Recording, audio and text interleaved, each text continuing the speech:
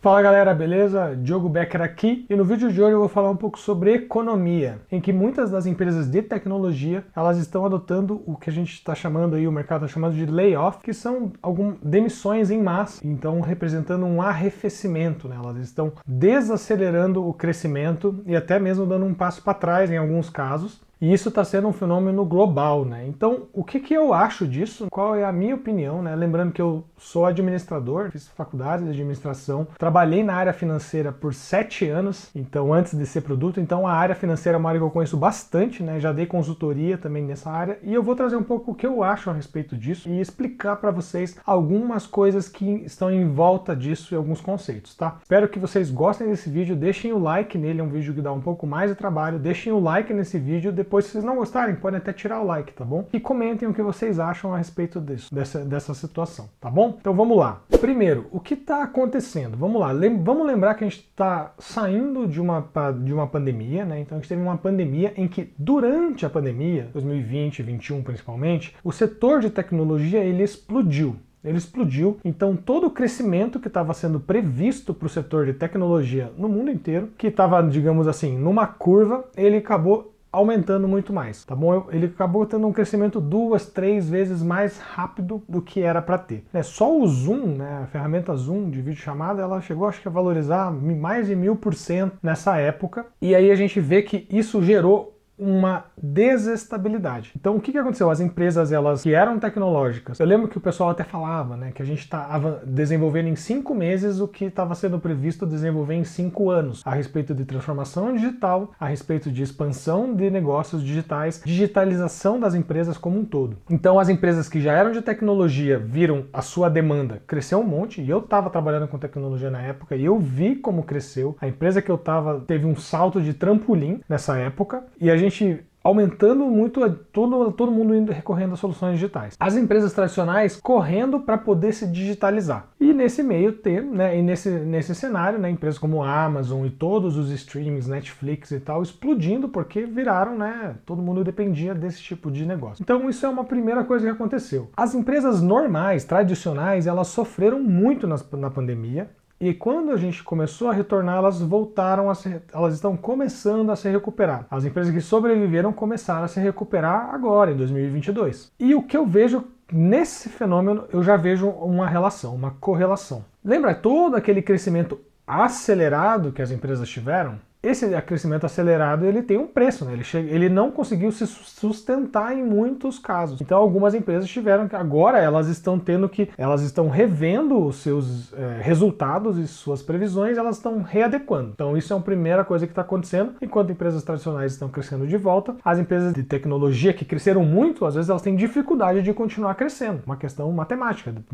O Netflix chegou a bater, imagine, o auge do seu número de usuários e depois você começa a ficar mais difícil ter mais usuários. Um outro fator que dificulta o crescimento é que, lembra que todas as empresas receberam investimento e cresceram de tecnologia? Então, e outras empresas tradicionais se digitalizaram, você aumentou a concorrência. Então, muito eu vejo a galera falar e esquecer de comentar sobre a concorrência que também ficou mais acirrada no setor de tecnologia nesse período, beleza? Então a gente hoje está com um setor muito mais concorrido. E aí a gente soma agora, acho que essa é a questão de competição, de cenário de competição. Agora eu vou mudar, eu vou falar de uma outra coisa que também afeta, que são os juros. Né? O que é e por que os juros eles afetam? Os juros são taxas que o governo, vários governos do mundo, colocam para rentabilizar empréstimo de dinheiro para o próprio governo. Então o governo ele vende títulos desse tesouro e ele vai pagar uma remuneração para você dar dinheiro para o governo sustentar às vezes as suas despesas e pagar e sustentar a sua dívida. E aqui a gente chegou a ter no Brasil, 2%, 2, alguma coisa por cento de juros anuais. Então se você deixasse R$1.000 no banco por um ano inteiro, depois de um ano, R$1.000 você ia ter lá R$1.020. Você ia render 2%.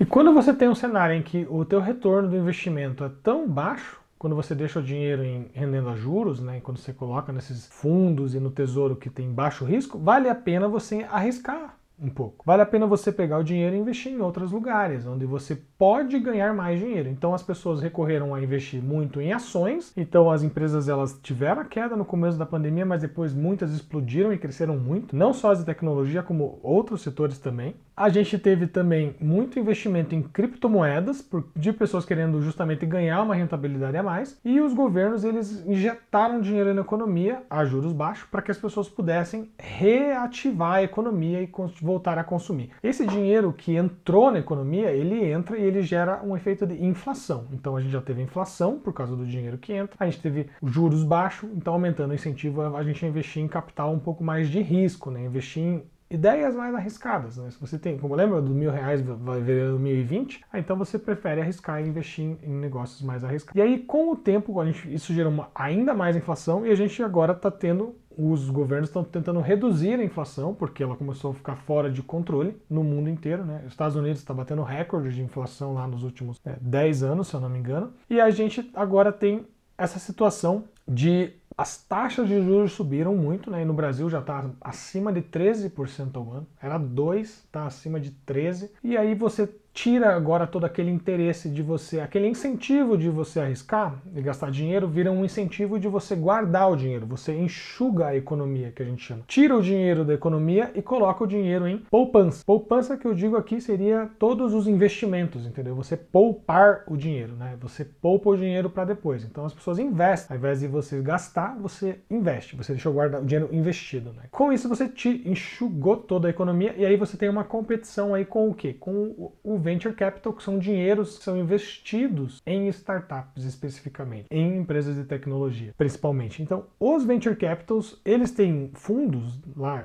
Um fundo é quando várias pessoas juntam o dinheiro em um lugar só, isso vira um fundo e ele é administrado por alguma empresa. Existem fundos de venture capital, que o capital de aventura. Eles investem esse dinheiro em empresas com risco de crescer ou risco de morrer. Mas aí a ideia é que se uma empresa der certo, ela compensa a perda de outras 9 empresas. Por exemplo, a cada 10 empresas, se uma virar, ela vai compensar a perda de todas as outras 9. Vou dar um exemplo matemático aqui. Se um fundo de investimentos que ele tenha R$ 1 milhão, ele juntou esse R$ 1 milhão e aí ele vai investir em startups. E ele vai escolher 10 startups para investir R$ 100 mil em cada uma. 10 vezes 100 mil, 1 milhão. Qual é a ideia? A ideia é que se uma dessas startups ela crescer e ela valer 10 vezes mais daqui a 3 anos, eu investi 100 mil. Então o meu dinheiro ele vai de 100 mil vai valer 1 milhão. Se as outras 9 empresas em que eu investi não derem nada, quebrarem, eu vou estar no 0 a 0. Então, uma empresa que cresceu 10 vezes e as outras 9 quebrarem, tá? Não é não crescer um pouquinho. Eu vou estar no 0 a 0.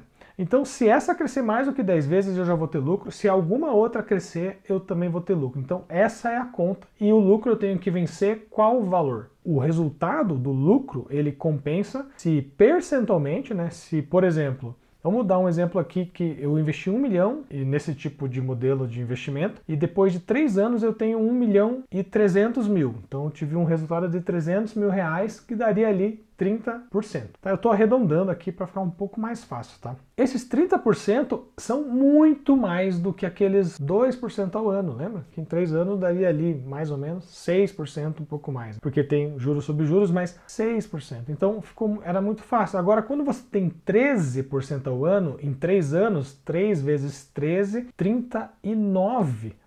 Então, ao invés de 6% em 3 anos, a gente tem uma 39% de resultado em 3 anos, investindo em um lugar seguro que é título do Tesouro. Então, hoje, você investir 1 milhão de reais em capital de risco, startup, para daqui a 3 anos ter 1 milhão e 300 mil, é um mau negócio. 30% de retorno em 3 anos em uma startup que investe em tecnologia, que emprega pessoas, que está criando inovação, que tem clientes, que esteja indo bem, tá? Startups que estão indo bem, se tornou um mau negócio. Hoje é um mau negócio. E isso faz com que o dinheiro vá direcionado para tesouro. E aí a gente soma, né, uma guerra que está acontecendo na Rússia e na na Ucrânia, e essa instabilidade política, ano de eleições, sabe, uma série de coisas que estão acontecendo, polarização e por aí vai, as pessoas estão com medo de investir e não investem em startups e preferem investir o dinheiro ali. E o que isso muda, e no final do dia, o que isso muda para você? Tá trabalhando, que tá vendo o que tá acontecendo, que assusta, né,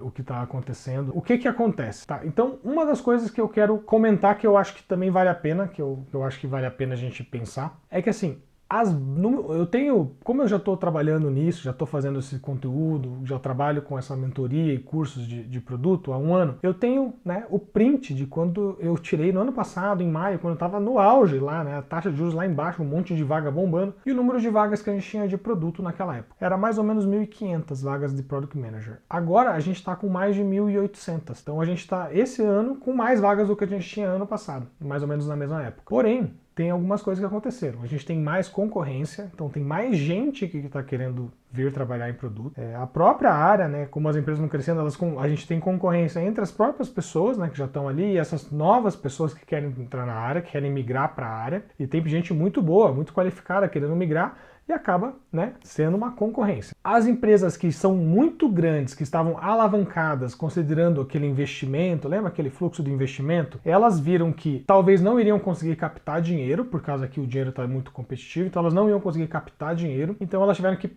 algumas puxaram o freio de mão ali, e aí elas pararam de contratar por um tempo. Algumas até mandarem gente embora, né? E esse fator de mandar desligar pessoas, ele é até mais profundo, tá? Eu vou fazer um parênteses aqui. É que assim, se uma empresa só desligasse pessoas, a gente ia olhar para essa empresa e falar, essa empresa tá mal, acho que ela vai quebrar, né? Acho que ela é meio ruim. Quando várias empresas começam a fazer, a gente muda a percepção. A gente já não acha mais que aquela empresa tá ruim, sim, é o mercado que tá ruim. Então tem empresas que acho que nem estavam pensando em desligar, decidiram desligar para entrar na onda, sabe? Para aproveitar e fazer esse movimento, que é um movimento totalmente impopular, que ele fere a imagem da empresa, só que ele fica diluído, é um pouco disfarçado, enquanto várias outras estão fazendo esse movimento também. Às vezes a empresa não está mal, ela não está mal, só que ela aproveita e faz esse tipo para dar uma reduzida e ficar um pouco mais sólida, o que é um bom sinal, na verdade, ela ficar mais sólida. Existe esse fator também. Então, voltando à empregabilidade ali, beleza? Fechando agora o parênteses, eu quero voltar para a empregabilidade. A empregabilidade é isso, a gente tem vagas, só que elas estão mais concorridas, a gente tem pessoas que estão no mercado e a gente tem a empregabilidade, a gente não tem que ter emprego, beleza? A gente tem que aprender a ter a empregabilidade e não emprego. A única solução que eu vejo,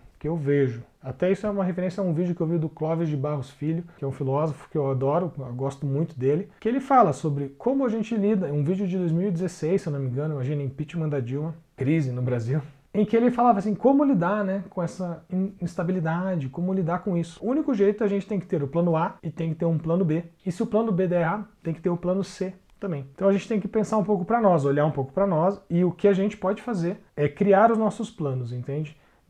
Eu trabalho numa empresa, eu vou me dedicar, eu vou ser bom, mas eu vou ter um plano B, onde eu vou investir o meu dinheiro, onde eu vou investir em alguma ideia paralela, sabe? Alguma ideia de negócio. Então, a gente pensar em nós mesmos aqui, tá bom? E eu queria também complementar com uma visão que eu tenho de mercado, que até lá o pessoal do Código Fonte, lá eu vi o vídeo deles sobre o que está acontecendo, e eu concordo, porque a gente estava passando durante os últimos 2 anos por uma competição, assim, injusta.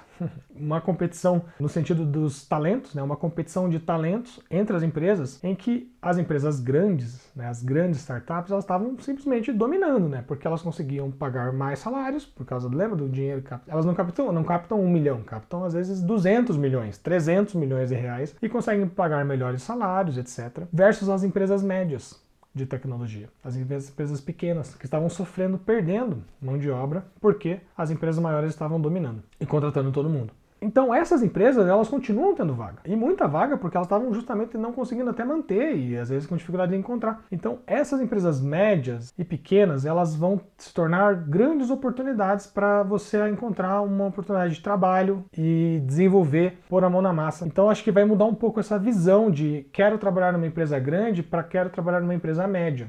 Acho que talvez vai ser o ano das empresas médias crescerem, das empresas pequenas e médias crescerem, porque vai ficar um pouco mais competitivo para elas conseguirem esses talentos, né? Conseguirem contratar as pessoas que vão ser parte dessas equipes, beleza? E se alguma coisa que eu posso ver assim que com certeza está acontecendo, até pela lista, né, pela listagem das pessoas, é que as pessoas de tecnologia têm uma incidência até um pouco menor, né? Porque as pessoas de tecnologia, a gente trabalha em projetos um pouco mais longo prazo, a gente trabalha com entrega de valor para o usuário, então a vantagem que eu vejo em trabalhar em produto, né, essas áreas de produto, design, engenharia, desenvolvimento, é que a gente acaba criando muito business mesmo. Então eu acho que é uma área um pouco mais estável, tá? Mas ela também, todas as áreas sofrem risco. Então eu recomendo você. Eu sei que a gente está passando por uma situação difícil, eu estou aqui e quero ajudar e conte comigo para o que precisar. Estou começando a construir até mais conteúdo, né? Estou tentando ensinar o máximo que dá. Tá? Eu evito criar conteúdos um pouco alarmistas, tá? Eu sei que às vezes é até um trade-off que eu faço. Eu perco, às vezes, o clickbait, né? Eu perco um post que possa viralizar no LinkedIn, ou então um vídeo que vai viralizar aqui, mas eu tento trazer um conteúdo um pouco mais estruturado, um pouco mais pé no chão, e eu quero ajudar você nessa jornada, nesse caminho, um profissional, né? Uma profissional muito melhor, em que você consiga crescer na carreira, consiga ser sólido, porque assim você vai conseguir ser uma pessoa fora da curva e vai ter empregabilidade. E empregabilidade é para sua vida inteira, tendo crise ou não tendo crise. Dormir, né? Botar a cabeça no travesseiro e dormir tranquilo não tem preço. Show de bola? Espero que eu tenha ajudado. Às vezes o meu pensamento é um pouco caótico. Se vocês ficarem com qualquer dúvida, podem comentar. Eu vou bater esse papo e vou responder as perguntas, tá bom? Valeu, um abraço, até mais. Tchau, tchau.